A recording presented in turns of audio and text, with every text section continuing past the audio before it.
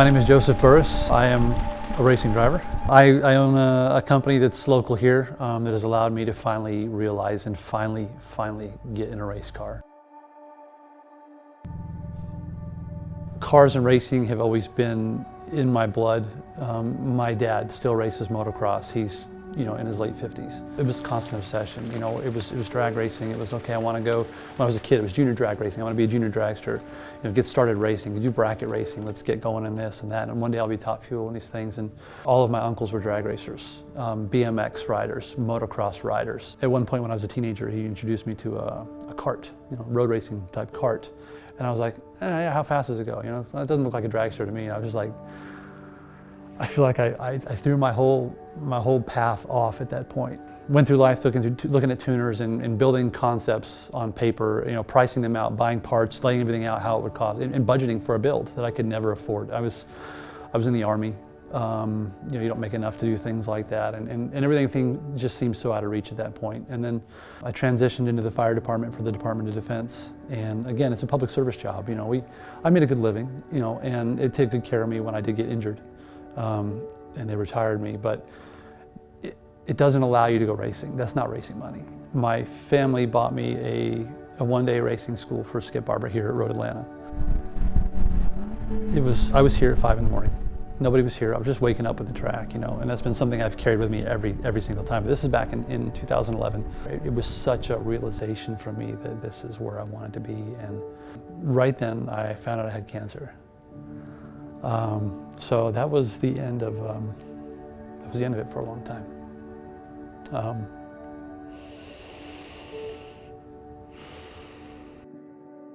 I had to go in for surgery 2 days after. They actually scheduled my surgery for the racing school, and I told the doctor no. And he's like, do you understand that you have cancer? I said, yeah, and I've had it for a while now. I'm pretty sure it's going to wait another couple of days. I'm not missing this racing school. Because in the back of my mind is, what if that's it? What if that never happens? So it was, my wife now, she's very, very encouraging. We were here for Petite Le Mans, and she signed us both up for an M school. And so we go to this M school in February. It's pouring. It's absolutely pouring rain, and there's only certain days you can have scheduled. So we go, and I just got into that place. Focus on the car, focus on your line, make you hit your marks. Go in, just kind of find the rhythm. And then over the radio they crackle, blue car, copy blue car, and I'm like, what does that mean? She's like, I don't know. I'm like, well, I'm the only blue car out here. What does that mean? And Rafael Torres, he's one of their instructors there, and he's an endurance racer. He says, you were really fast. And the next thing I know, I'm getting a call from some random guy. He says, hi, this is Dan Sykes. I'm like, hi, Dan. He's like, I just got off the phone with Rafael Torres, and when he talks, I listen. He says, Rafael says I need to put you in one of my cars. I was like, awesome. How do we start that process? He's like, can you get to Watkins Glen in 2 weeks?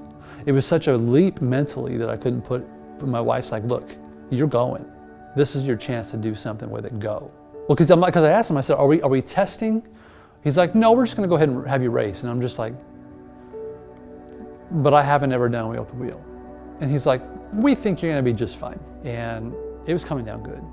Good to where visibility was a problem and all of that. And the next thing I know, I'm passing some class 4 cars. I'm in a class 2 car, which is the second from the slowest class for the weekend. And it was kind of at that moment when I realized I belonged here.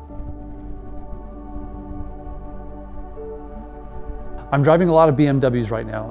Endurance racing is where I started. And so the first car out of the gate was an old E34 5 Series, notoriously known as Big Red. Chance had it, I ended up in an E46 M3, pretty hot race car, nice clean build, and that was kind of it. It's like when I realized that I can drive that car and I can gather that car back up no matter how outside it gets. It's like, okay, what else? I just need to be somewhere where I'm fast and competitive in the highest level that I can achieve, and I'll feel like I did something.